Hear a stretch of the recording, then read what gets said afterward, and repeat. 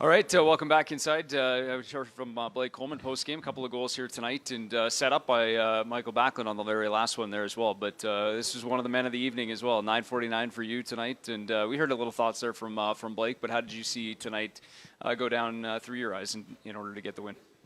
Yeah, I thought we came out and played well in the first. I thought we dictated the game. Obviously, they got some momentum there, scoring that late 2-1 goal. But I thought, we played pretty well in the second as well, even though we were down. And came out in the third and dictated the game right after the hop in the third and showed they really wanted to win this one. And I felt like we wore them down in the third. Good. Seems like there was a little bit of frustration after the first period ended. There's a tough goal at the end there with seconds left on the clock. You guys go into the dressing room. How do you guys get yourself ready to go for the next period? Is anything said, anything vocal in the room in between those two periods? Yeah, we were talking about, trying to keep our energy up, that we played well, we had a good period, don't let this last goal affect us. And that was the main talk between the players, and then Huss came into and had a similar message. So that was our thoughts going into the second, that we needed to bring same energy and, just bounce back, and because we knew we played pretty good in the first. Obviously, personally, a huge night here. We talked about it this morning, but 9:49 matches, Mark Giordano on second all-time Flames history. But before you even got to the game, I thought a pretty special moment. We've got some of the video I wanted to show you, too.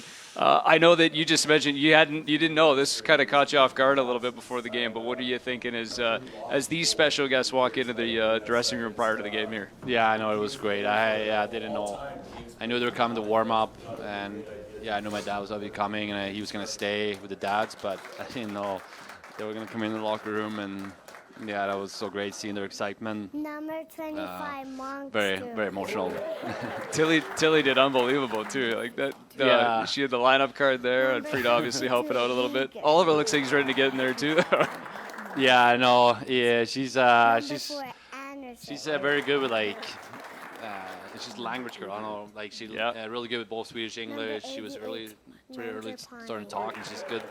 Good stuff from her mom. She's good with accents and that kind of stuff right, too. Right. And what do you call it when someone says something, she says the same thing. Oh yeah, the copycat kind of, repeat it back. She's good to remember lines from movies or singing.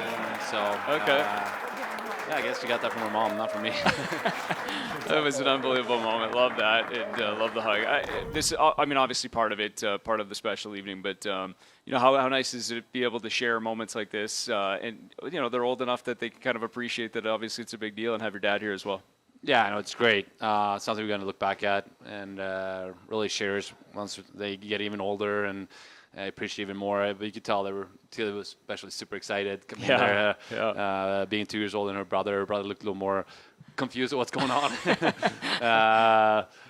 So I think in the future, once they've realized why they came in and the meaning of it, I think we're gonna look back at it, and it's gonna mean a lot for our family. So I saw Hask after the game and went up to him and said thank you for doing that. Not every coach would do that. So I really appreciate that he did that for me and my family. Yeah. Dax, you're in some pretty neat company. You're tied with Mark Giordano in games played as a Calgary Flame, and Iggy's a little further ahead, and 2 captains that you got to play with, 2 guys that you were able to learn from. Anything significant from either one of those guys that you picked up along the way? The one thing from both that I picked up was just how they took care of themselves, in the gym and mid-season, how they always were in the gym, and because of that, they were always really good in the second half of the season, and that was something I always picked up on, and taking a lot of pride in myself, and always doing a little extra work. And both guys, I think too, if Iggy wasn't scoring, he would be out there by himself shooting pucks before the rest of us go out there. I remember him and Cammy would go out there shoot one-timers and stuff, and Gio too would do the extra things to become better. Even even though we passed 30 and won these Norris, he just kept working on his game. So they both really put in a lot of work. Iggy was always out there working on his offense. Yeah. Yeah. I mean, he scored a lot of goals. He definitely knew how to score. So, but I think, both brought different leadership skills, but I appreciate I got to be around both of them, and a ton of respect for both of them, and thankful I got to play with them. I mentioned a little earlier too, just and and I guess I'll pay you a bit of a compliment. I experienced Iggy. I didn't have Gio as a captain, but I had him as a teammate, and you're definitely the calmest of the bunch. You're a little more cerebral than those two. They used to kind of fly by the seat of their pants when their emotions got the best of them. So it's a nice quality to see in you. Yeah, Stay a little more level-headed at times. Yeah, they can get pretty hot heat out there on the ice. I mean, they almost fought each other once when he was in LA, right? Yeah. But I think the refs went in between, or did they actually finish that fight? No, I can't remember. I don't think so. I something. So I think the refs They got wanted in, to fight. or I think they- the refs got in between. Yeah. Or Gio was confused.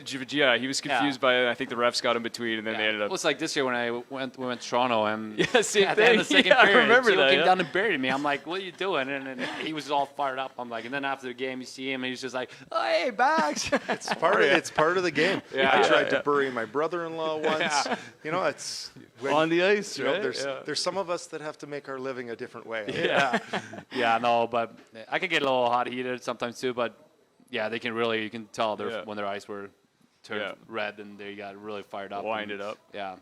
Congrats, bud. Appreciate it. Congrats, Bax. Yeah, thanks, guys. Appreciate it. Special night. Enjoy it. And 9:50 coming up this weekend. Father's trip on the horizon. Looking forward to it. Yeah, I'm excited for it. It's going to be a good week, and hopefully we can win a couple more games and make it a great week. Yeah, absolutely. Appreciate the time. Yeah, thanks. Enjoy guys. it. There's Michael Backlund playing in his 949th game in the National Hockey League, all as a member of the Calgary Flames, and gracious enough to spend some time with us here on the Flames TV Live desk, which we appreciate. That was fun.